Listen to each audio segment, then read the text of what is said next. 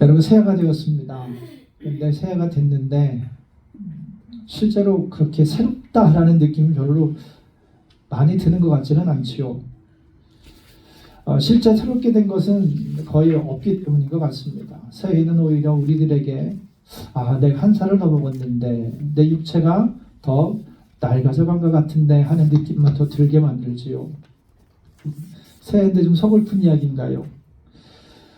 그래도 새해가 되면 우리는 새롭게 다짐을 합니다. 새롭게 결심도 하지요. 우리 그리스도인들은 새해가 되었을 때 여러 가지 결심들을 하지만 그 소위 영적인 그런 결단들을 많이 합니다. 올해는 좀 더 기도를 좀 열심히 해봐야 되겠다. 그리고 새해가 되면 그동안 읽지 못했던 미루어뒀던 성경도 올해는 계획을 잡고 꼭 읽어봐야 되겠다 하는 그런 계획들을 세우기도 합니다. 사랑하는 여러분, 여러분이 올해 한 해 세우신 여러분의 선하고 아름다운 계획들이 우리 주님의 뜻 가운데 온전하게 이루어질 수 있기를 축복합니다. 교회도 새해를 맞아서 새롭게 목표를 정해보지요. 올해 우리 교회는 말씀에 초점을 맞추려고 합니다. 그래서 표어도 말씀으로 세워주시는 교회, 말씀으로 세우시는 교회 이렇게 정해보았습니다. 공동체적으로, 공동체 교회로서 말씀으로 세워주시는 교회가 되는 것이고, 또한 우리 각 개인들도 개인적으로 말씀으로 주님께서 세우시는 성도가 되었으면 좋겠다라는 그런 소망과 기대를 갖는 거죠. 자, 그러면 말씀으로 우리가 세워지기 위해서, 말씀으로 세워지기 위해서는 어떻게 해야 될까요? 오늘 이 말씀 가운데에서 어떻게 하면 우리가 말씀으로 세워질 수 있을까 하는 그런 말씀을 나누려고 합니다. 한 3가지 정도를 말씀을 나누려고 하는데요. 먼저 우리가 보게 되는 것은 말씀이 우리 가운데 거해야 한다는 겁니다. 그러니까 우리가 말씀으로 세워져 가기 위해서는 어떻게 됩니까? 말씀이 우리 안에 거해야 된다는 거예요. 14절을 보겠습니다. 말씀이 육신이 되어 우리 가운데 거하심에 우리가 그의 영광을 보니 아버지의 독생자의 영광이요 은혜와 진리가 충만하더라. 여러분, 요한은 태초부터 계셨던 말씀, 그 말씀이 하나님과 함께 하셨다고 얘기하죠. 태초에 말씀이 계시니라, 이 말씀이 하나님과 함께 하셨으니 이 말씀이 곧 하나님이시니라 라고 1장 1절에서 요한복음 1장 1절에서 예수 그리스도가 바로 말씀이고 말씀이신 예수님이 하나님이라고 선언을 합니다. 예수님은 하나님이라는 거죠. 자, 그런데 여러분, 여기서 우리가 중요하게 생각해야 되는 것은 말씀이신 하나님이 무엇을 입으셨다고요? 육신이 되셨다는 사실입니다. 이 사실이 왜 중요하냐면 우리의 성경의 배경은 그리스 로마, 그레코 로만 세계라고 얘기를 하죠. 그러니까 그리스 철학이 그 사회 전반적으로 배경으로 깔고 있는 시대예요. 자, 그런데 그리스 철학에서는 무엇이 중요한 로고스라는 게 중요했거든요. 근데 요한복음에서 말씀이라고 얘기하는 건 오늘 14절에 나오는 이 말씀, 1장 1절에 나오는 모든 말씀이 여러분 잘 아시겠지만 로고스예요. 이 로고스는 뭐냐면 그리스 철학에서는 만물의 이치이고 만물의 원리라고 말하는 이성이라고 얘기하기도 하고요. 또한 이 로고스를 통해서 우리는 구원을 받는다라는 말로 로고스는 구원의 원리라고도 이야기를 합니다. 그러니까 로고스가 엄청나게 중요한 거죠. 그리고 또 그리스 철학은 어떠냐면 육체는 뭐냐면요. 육체는 영혼은 되게 거룩해요. 영은 어마어마하게 거룩하고 너무나 흠잡을 게 없는데 무엇이 더럽냐? 이 육체라는 것은 너무나 더러운 거예요. 육체는 거룩하지 않은 거예요. 그렇기 때문에 그리스도 철학의 입장에서는 만물의 이치가 되고 모든 것의 원리가 되는 이 로고스, 구원의 원리가 되는 이 로고스가 이 비천하고 이 너무나 거룩하지 않은 부정한 인간의 육체에 거할 수가 없다라고 생각을 했던 거예요. 그러니까 그리스도 철학에서는요, 죽음이 뭐냐면 영혼은 거룩하잖아요. 영혼은 거룩해. 근데 육체는 부정해, 더러워, 거룩하지 않아요.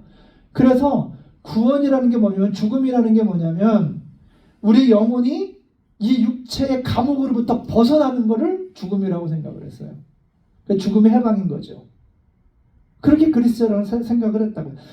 강조하는 게 뭐냐, 말씀드리는 게 뭐냐면 이 당시 세계, 그리스 세계 속에서는, 그레코 로만 세계에서는 인간의 육신은 부정하다, 거룩하지 않다, 이런 사상이 지배적이었다는 겁니다. 그런데 뭐라고 말씀하세요?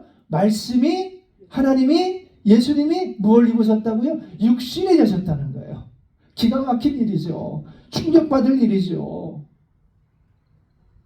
여러분, 여기서 우리가 깨닫게 되는 사실이 하나 있습니다. 그것은 뭐냐면 성경에 기초를 두고 있는 우리 기독교 신앙은 육체, 우리들의 육신을 부정한 것으로 여기지 않는다는 것입니다. 다시 다르게 표현한다면 우리가 육신의 삶, 우리가 육적으로 사는, 육신을 입고 살아가는 이 삶, 우리가 이 땅을 살아가는 이 삶, 우리가 일상적인 삶을 살아가는 것도 대단히 중요하다는 것이죠. 그렇기 때문에 그 거룩하신 예수님께서 육신을 입지 않으셨습니까? 하나님께서 사람의 육신을 입으셨지 않습니까? 여러분, 이것을 우리가 잘 들어야 되는 이유가 뭐냐면 흔히 우리는 그렇게 생각을 할 수 있어요. 많은 분들이 예전에는 그렇게 많이 생각을 하셨던 것 같아요. 우리에게 정말 중요한 것이 무엇인가? 교회에서 소위 말하는 영적인 일을 하는 것, 말씀을 보고 기도하고 예배드리는 그런 일들은 대단히 중요하지만 우리가 육신을 위해서 일상적인 삶을 살아가는 것, 일을 하고 공부를 하고 이런 건 별로 중요하지 않다라고 생각하는 사람들이 있었어요. 물론 그러면서 자기 자녀들에게는 엄청 공부하라고 강요를 했지만 말과 행동이 다르기는 했지만 생각으로는 영적인 것, 교회적인 일 그런 것들 되게 거룩하고 우리가 직장에서 일하는 것 그건 거룩하지 않아라고 생각을 했다는 거죠. 그런데 오늘 말씀 육신에 이신 예수님은 우리에게 무엇을 보여주십니까? 그렇지 않다고. 우리가 교회에서 예배하고 우리가 기도하고 예배하고 또한 말씀을 읽는 그것만큼 중요한 게 무엇이냐? 우리들이 직장에서 일을 하는 것도 중요하고 또한 우리들이 학생들은 학업을 하는 것도 중요한 일이고 또한 가족을 돌보며 행하는 그 모든 일들, 가정에서 벌어지는 모든 일들이 우리들의 육신에 속한 모든 일들도 우리가 기도하고 말씀 보고 예배하는 것 그런 영적인 일과 못지않게 동일하게 그런 일도 중요하다는 사실입니다. 여러분, 말씀이 육신이 되셨어요. 이 사실을 기억하십시오. 우리의 일상적인 삶도 우리 그러니까 더 열심히 살아가야 되는 거예요. 다시 이제 먼저 말씀이 우리 안에 거해야 된다 이 말씀을 다시 돌아가겠습니다. 말씀이신 예수님께서 우리 안에 거하셨습니다. 이 거한다라는 말은 텐트를 친다, 장막을 친다라는 말인데 이 말씀은요 무엇과 관계가 되어 있냐면요 이스라엘의 광야 생활 40년과 관계가 되어 있습니다. 여러분 이스라엘 광야 생활 40년 동안 그들이 근사한 집을 짓고 살지는 않았지요. 그들은 텐트에 장막에 거했습니다. 그곳에서 생활을 했다는 거지요. 그래서 거한다는 말은 무엇을 의미하냐면 우리 가운데 오셔서 우리 가운데 텐트를 치시고 우리들과 같이 생활하며 살아가신다라는 의미가 있는 거예요. 그리고 또 내 안에 오셔서 나와 함께 생활하신다라는 그런 의미도 있는 거지요. 이 거하신다라는 표현을 우리 가운데 오셔서 우리 안에 거하신다는 표현을 요한계시록 3장의 표현대로 말한다면 주님께서 말씀이 우리 가운데 오셔서 나와 더불어 먹고 나와 더불어 마시면서 나와 함께 생활한다 이렇게 얘기할 수 있는 겁니다. 여러분 주님이 우리 가운데 오셔서 우리를 찾아오시고 우리가 함께 하시면서 우리와 함께 생활을 하십니다. 중요한 것은 이거예요. 그렇다면 여러분 하나님의 말씀은 어디에 거해야 하는가? 어디에 거해야 될까요? 여러분 지금 여러분의 삶 가운데 하나님의 말씀이 임하였고 하나님의 말씀이 여러분의 삶 가운데 함께 거하고 있습니까? 그렇다면 그것은 어디일까요? 내 안이죠. 우리들 아니라고 얘기하고 있죠. 우리 안에, 내 안에 예수님을 영접하면 그분이 내 안에 들어오시는 거죠. 우리 안에 계시는 겁니다. 그러면 여러분 이 말씀이 우리 안에 있을 때에 우리 안에 거할 때에 어떤 일이 일어날까요? 여러분 말씀이 우리 안에 거하면 어떤 일이 일어나냐면 하나님과의 사귐이 일어나기 시작합니다. 하나님과 사귐이 시작되는 거예요. 왜냐하면 여러분 우리가 다른 것을 통해서 하나님을 알 수가 없어요. 다른 것을 통해서 하나님의 마음도 느낄 수가 없어요. 그런데 말씀이 내 안에 거하면 이 말씀을 통해서 어떤 일이 벌어집니까? 하나님의 마음을 알게 되는 거예요. 이 말씀을 통해서. 그리고 하나님의 그 뜻도 알 수 있게 되는 거죠. 이 말씀을 통해서. 그리고 이 말씀을 가지고 어떻게 합니까? 때로는 이 말씀을 통해 내가 하나님의 진리를 깨닫기도 하는 겁니다.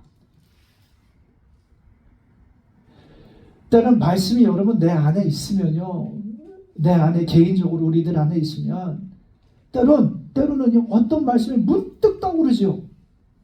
어떤 말씀이 문득 떠올라요. 그리고 그 말씀 가지고 갑자기 내가 기도하기 시작해요. 하나님 이 말씀이 떠올랐는데 이 말씀 가지고 내가 기도하게 그런 때가 있지요. 또 하나님의 말씀이 문득 떠올랐을 때 우리는 어떻게 이해를 해요? 아니 도무지 이 말씀이 떠오를 것 같지 않은데 이 말씀이 문득 떠올랐다면 그 말씀을 가지고 살아보는 겁니다. 그렇게 살아보기도 하잖아요. 어느 날 갑자기 하나님께서 내게 주신 말씀, 그렇게 하는 게 교제가 시작이 되는 겁니다. 사귐이 시작이 되는 겁니다. 또는요 여러분, 때로는 하나님의 말씀이 문득 떠올라서 그 말씀으로 나를 위로하시기도 하고 나를 격려하시기도 하고 때로는 나를 책망하시기도 하죠. 때로는요 좀 찝찝하게 살았으면 하나님의 말씀이 내 안에 딱 떠올라가지고 그 말씀이 좀 나에게 부담이 될 때가 있거든요. 그럴 때는 회개하는 거죠. 그럴 때는. 여러분 그런 경험들도 다 있으실 겁니다. 중요한 일을 앞에 두고 있는데 너무나 두렵고 떨리고 있는 상황 가운데에서 하나님께서 마음속에 이런 말씀이 기억나게 하는 거예요. 두려워 말라. 이사야 말씀이잖아요. 두려워 말라. 내가 너와 함께 함이니라. 놀라지 말라. 나는 내 하나님이 되니라.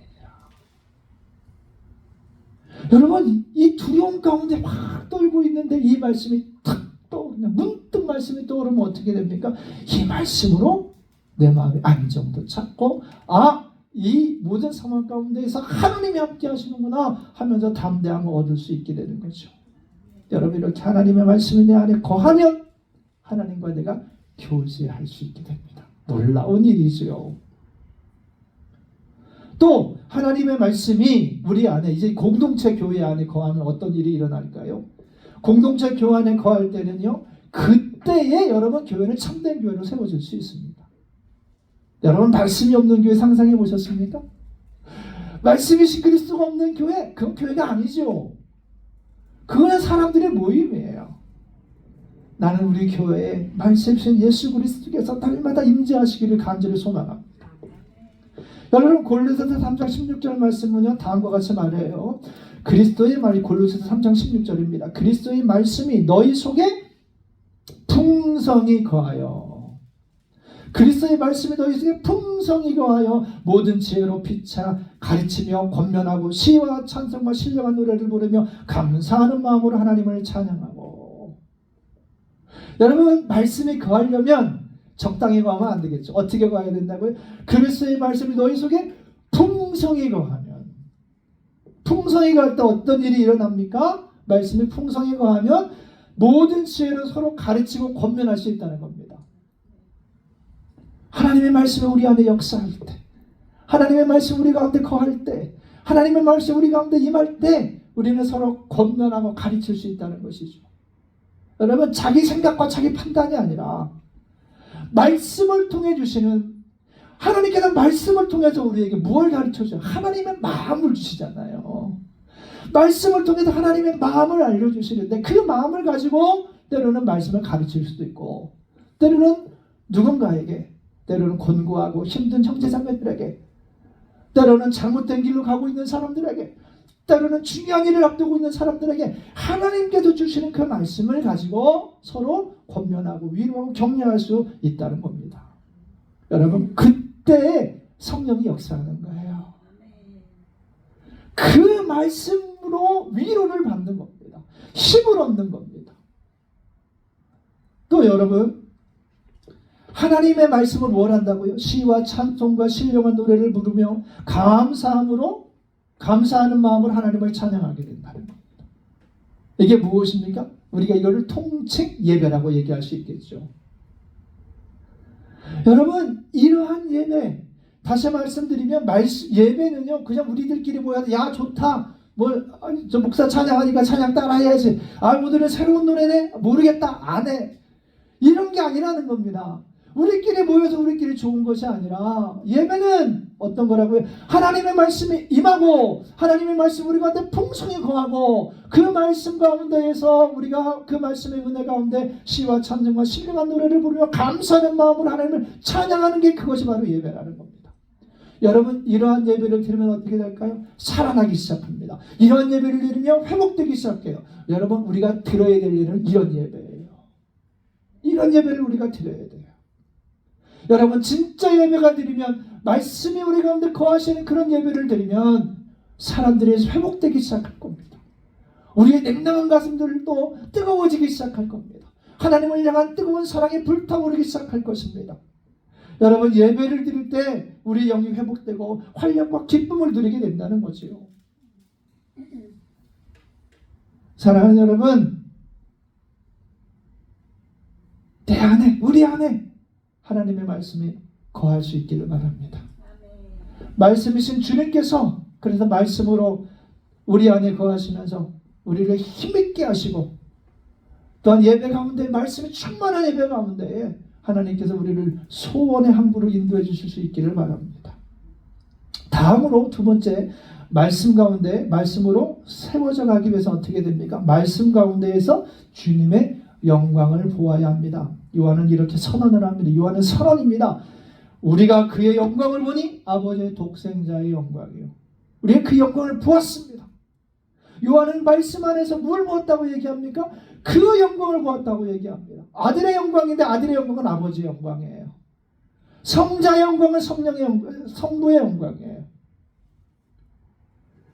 여러분 요한복음의 저자는 누굴까요? 요한이죠. 요한은 자신을 포함한 제자들 안에 거하시는 말씀이신 예수님과 함께 먹고 자고 마시고 생활했습니다. 예수님이 3년 동안 그런 생활 같이 했잖아요. 여러분 그런 이유 때문에 요한은 목격자잖아요. 3년 동안 예수님이 하신 걸 다 봤잖아요. 다 들었잖아요. 그렇죠? 그렇기 때문에 요한은 목격자입니다. 그래서 우리는 성경을 마태복음, 마가복음, 누가복음 같은 거, 요한복음 같은 걸 뭐라고 얘기하냐면요. 목격자의 증언이라고 부를 수 있는 거예요.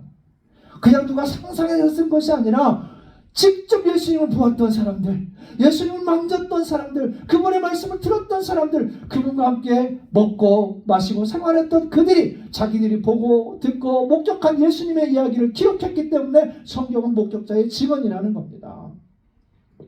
자, 여러분 주님과 함께 생활했던 요한은 무엇을 보았습니까? 자기가 뭘 봤다고 얘기해요? 예수님과 함께 생활하는 과정 가운데 여러분 어느 날 한순간 한날 어느 산에 올라가서 주님의 영광 봤다가 아니에요. 이거는 그가 예수님과 매일매일 날마다 생활하는 그 과정 가운데에서 예수님을 통해 하나님의 영광을 보았다는 겁니다.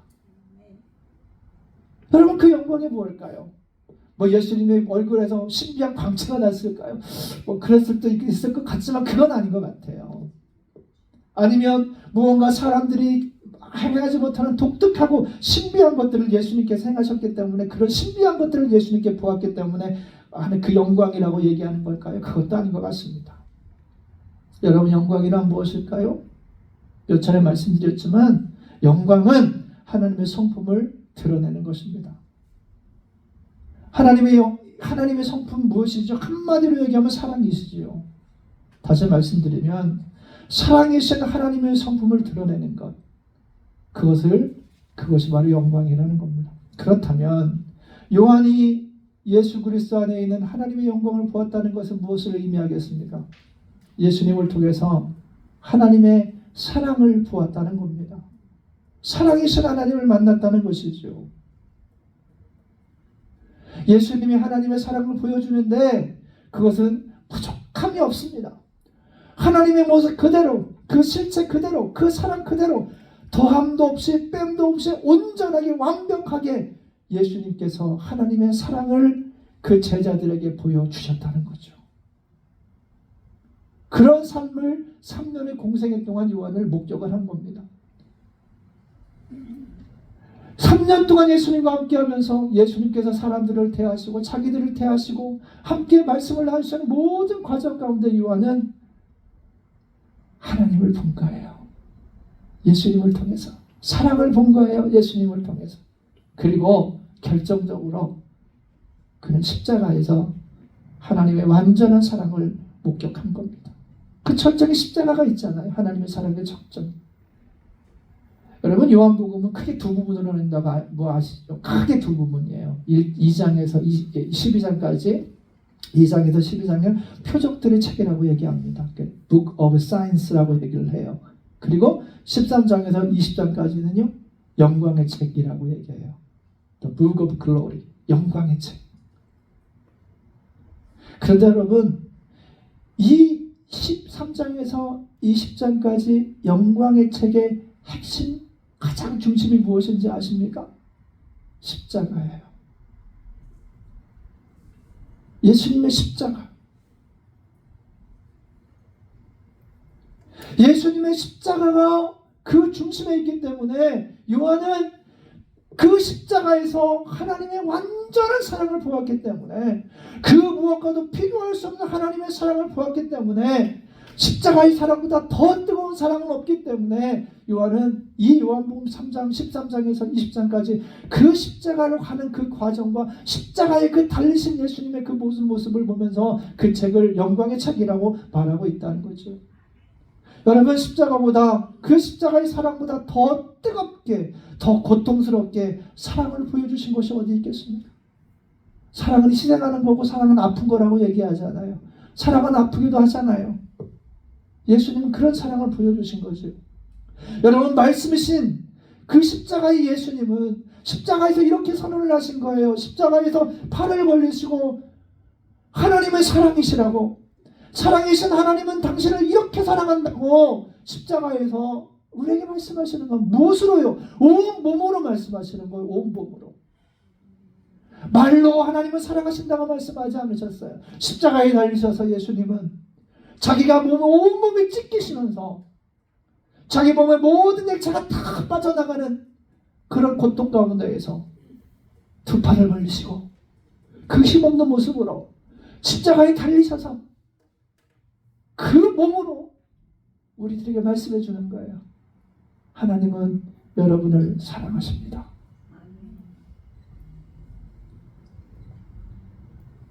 여러분 나는 십자가 예수님의 사랑을 우리가 누릴 수 있기를 바랍니다.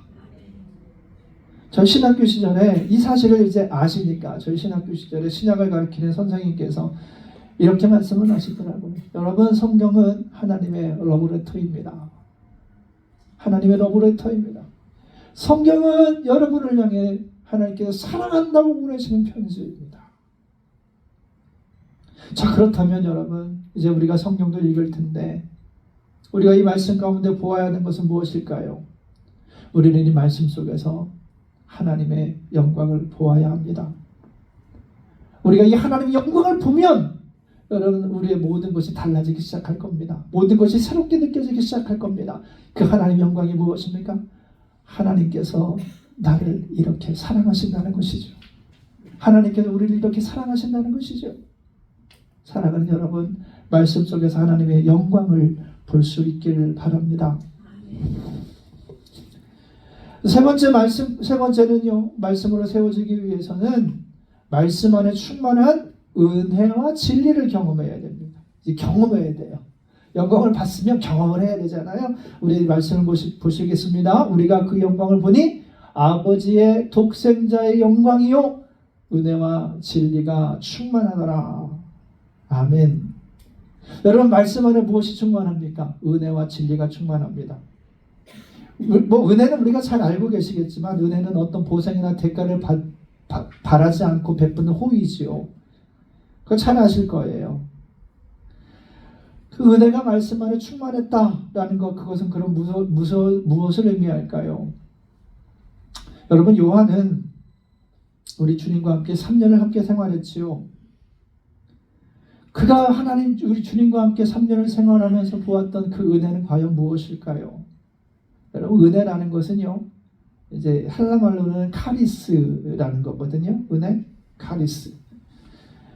이 카리스가 명사인데 이 명사 카리스가 동사가 되면 카이로가 됩니다. 이 카이로는 무슨 뜻이냐? 기뻐하다, 즐거워한다라는 뜻이 돼요.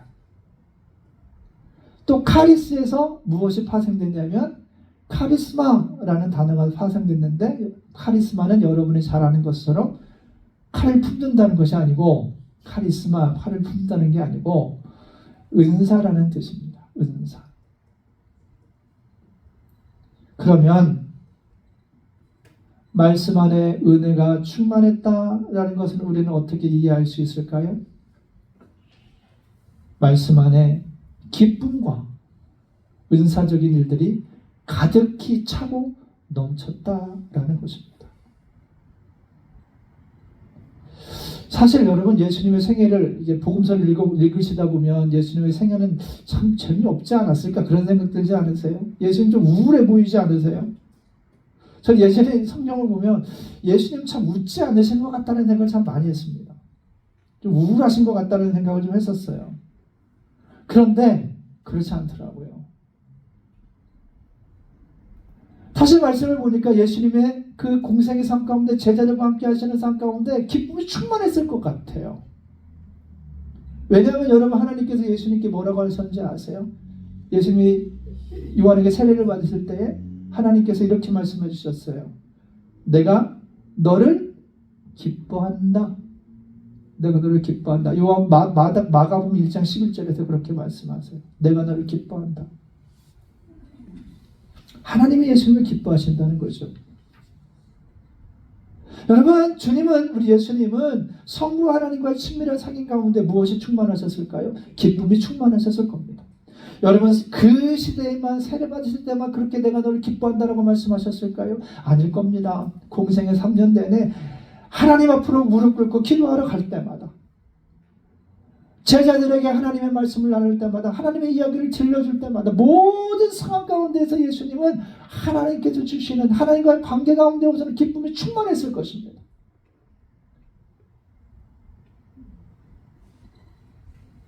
하나님으로 인해 기뻐할 수 있었다는 거예요. 예수님 기쁨이 충만하셨을 것이다. 또 여러분 생각을 해보세요. 바울이 뭐라고 그러죠? 데살로니가전서 5장에서 항상 기뻐하라고 그러잖아요. 여러분, 바울이 항상 기뻐하라고 그러는데 주님은 어떠셨을까요? 주님 분명히 기쁨이 충만하셨을 거예요. 기쁨이 넘쳐나셨을 거예요.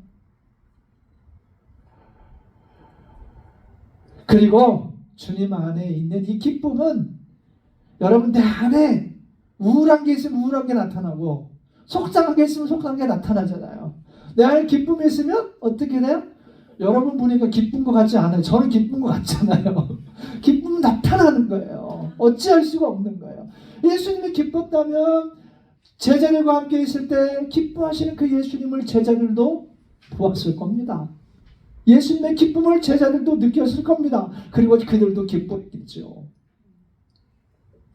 그 기쁨을 함께 누렸다는 겁니다. 요한은 그걸 경험한 거죠. 요한은 무엇을 봅니까? 은혜가 충만하다, 기쁨이 충만한 예수님을 본 거예요. 그리고 주님으로부터 다른 어떤 외적인 요소가 있어서가 아니라, 내가 원하는 일이 잘 돼서가 아니라, 내가 좋은 일, 맛있는 걸 먹어서가 아니라, 그저 예수님과 함께 있기 때문에 예수님의 기쁨이 나에게도 전이가 되어서 예수님과 함께하는 그 기쁨을 요한도 경험했을 거라는 것입니다.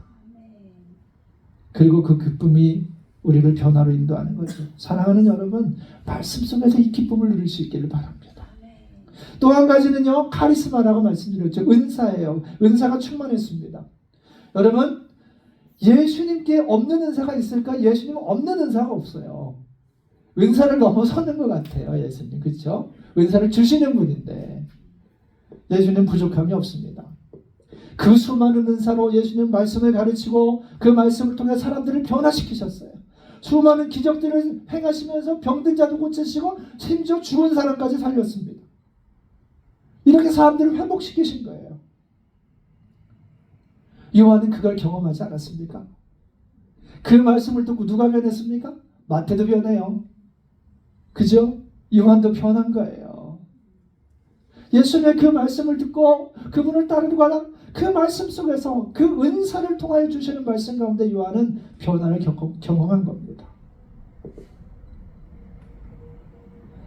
사랑하는 여러분, 우리도 주의 말씀을 읽을 때에 이런 놀라운 카리스마를 경험할 수 있기를 바랍니다.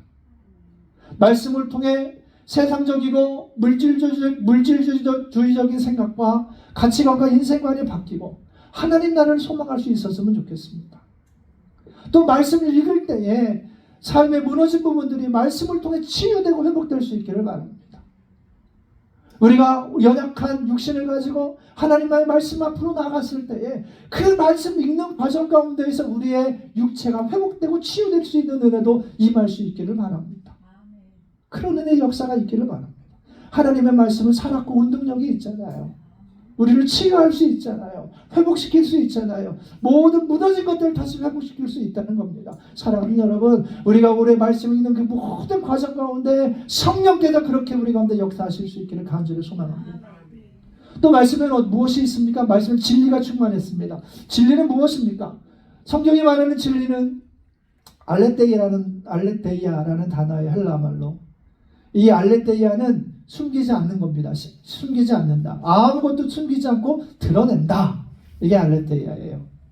그게 진리래요. 무슨 말일까요? 구약과 연결을 해봤습니다. 히브리 말로 진리는요, 에메트라는 단어거든요. 근데 에메트는 불변, 안정, 진실, 충성 이런 뜻을 갖고 있다는 거예요. 근데 학자들이 얘기하기에 불변, 안정, 진실, 여러분 누구에게 맞는 단어지요? 하나님께 맞는 단어예요. 진실, 불변, 안정 이 말들은 하나님의 성품을 얘기하는 거라는 겁니다. 그래서 이 에메트라는 단어와 알레테이아라는 단어를 섞어서 우리가 이해를 해보면 진리란 무엇일까요? 하나님의 성품을 드러내는 것이 진리입니다. 세상에서 말하는 것과 좀 다르죠. 사회에서 말하는 것과 좀 달라요. 하나님이 어떤 분인지, 하나님께서 어떤 일을 행하셨는지를 온전하게 보여주는 것, 그것이 진리라는 것입니다.